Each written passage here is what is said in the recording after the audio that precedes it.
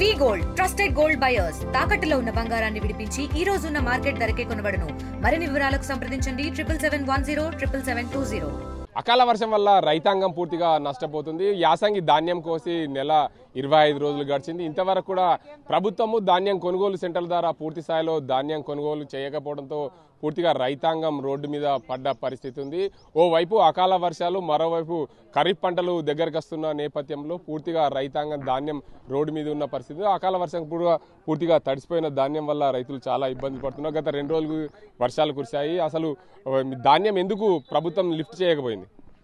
ఇప్పుడు ఇక్కడ 45 ఈ సెంటర్ నుంచి 50 రోజుల ఇక్కడ వడ్లు పోసి ఆరబెట్టి మ్యాచలు రాబట్టి ఇక్కడ ఏముంది, ఈ యొక్క పిఎస్ఎస్ నిర్లక్ష్యం కారణంగా. ఎందుకంటే ఈ పూర్తి స్థాయిలో రైతాంగానికి ఎందుకు వాళ్ళు వచ్చిన ప్రియారిటీ ప్రకారం లేకుండా ఇక్కడనే ఒక సీరియల్ ప్రకారం పెట్టి ఆ యొక్క సీరియల్ ఏ రైతు వచ్చిందో ఏ రకంగా ఉందో ఆ రకంగా తీసుకెళ్లాల్సిన పరిస్థితి ఎంతైనా ఉండే. కానీ ఇక్కడ అది జరగకపోవడం వల్ల దానికి తోడు హమాలి ఈ సెంటర్లో వీళ్ళకి ముందస్తుగా తెలుసు జిల్లాలో ఏ సెంటర్లో ఎంతమంది అమాలి పెట్టుకొని ఎంతమంది అమాలి పెడితే ఎన్ని రోజులలో ఈ యొక్క తూకాలు అయిపోతాయనే పరిస్థితి ఉంటుంది. కానీ ఈ యొక్క నిర్లక్ష్యం కారణంగా ఓన్లీ 5, 6, 7 అమాలి పెట్టడం వల్ల ఈరోజు ఈ పరిస్థితి. గత 2 రోజుల క్రితము భారీ వర్షాలు పడుతూ ఉన్నాయి. పూర్తిగా మొన్న నడమల వర్షం పడితేనే మొలకలు రావడం జరిగింది. ఆ మొలకలు ఒక్కొక్క రైతుకు సుమారు క్వింటాల్ నుంచి 4 క్వింటాల వరకు నష్టపోయినా మళ్ళీ ఆరబెట్టి చేసి పంపించాల్సిన పరిస్థితి ఏర్పడింది. తీరా 2 రోజుల నుంచి చూస్తూ ఉన్నాం. ఇక్కడ రోడ్డు మీద రైతాంగం అందరం కూర్చుని ధర్నా చేసుకోవడం జరిగింది. ధర్నా చేసిన సందే ఇక్కడ లారీలు కానీ హమాలీస్ కానీ జిల్లా కలెక్టర్ వచ్చి ఇక్కడ ఉండి చెప్పి వారు చేయడం జరిగింది. కానీ భారీ వర్షాలు పడుతూ ఉన్నాయి. ఇప్పటికీ కూడా ఈ యొక్క సెంటర్లో కానీ ఈ ప్రాంతంలో కానీ పెద్ద ఎత్తున ఎక్కడికక్కడ ఇంకా తూకాలు వేయని వడ్లున్నాయి. తూకాలు వేసినటువంటి బస్తాలు కూడా నిన్ననే జిల్లా కలెక్టర్ గారికి కోరడం జరిగింది.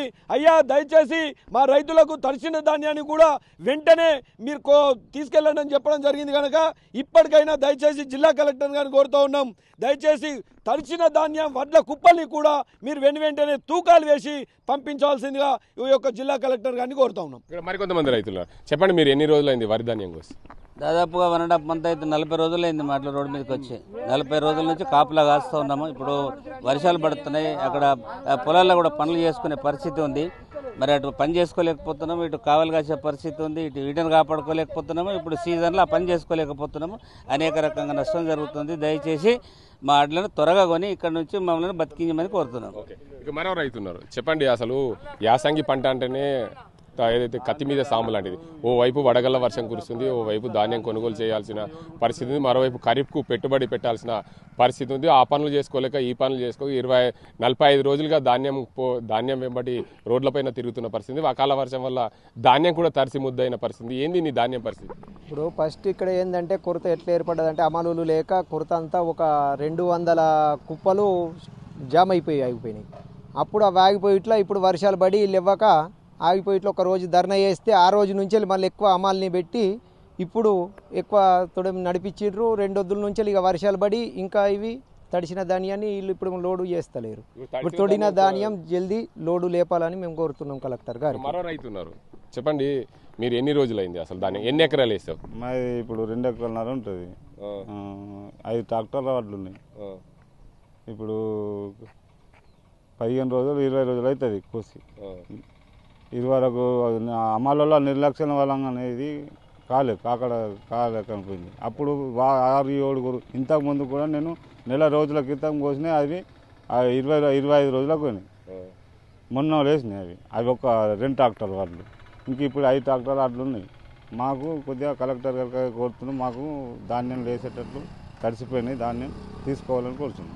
మొత్తంగా చూడొచ్చు, రైతులైతే తమ ధాన్యం తడిసిపోయింది. గత అకాల వర్షం వల్ల గత 2 రోజులుగా ధాన్యం అంతా తడిసి ముద్దయితే నేను 45 రోజులుగా రోడ్ల మీదనే ధాన్యం ఆరబెట్టుకొని రోడ్లపైన ఉన్న పరిస్థితి ఉంది. ప్రభుత్వము సకాలంలో మా ధాన్యం కొనుగోలు చేస్తే ఈ పరిస్థితి వచ్చేది కాదు. ఓవైపు అమ్మాలీల కొరత వల్ల సరైన సమయంలో ధాన్యం కొనుగోలు చేయక ప్రభుత్వం నిర్లక్ష్యం చేయడం వల్లనే మా ధాన్యం అంతా తడిసి ముద్దంది. ఇకనైనా ఈ తడిసిన ధాన్యాన్ని ప్రభుత్వమే కొనుగోలు చేయాలని చెప్పి రైతులు డిమాండ్ చేస్తున్నారు. ఇది ఇక్కడ పరిస్థితి. కెమెరా సజిన్తో Gangareddy, RTV news. India Pakistan ఉద్రిక్తతలపై లేటెస్ట్ అప్డేట్స్ కోసం డౌన్లోడ్ చేసుకోండి RTV లైవ్ యాప్.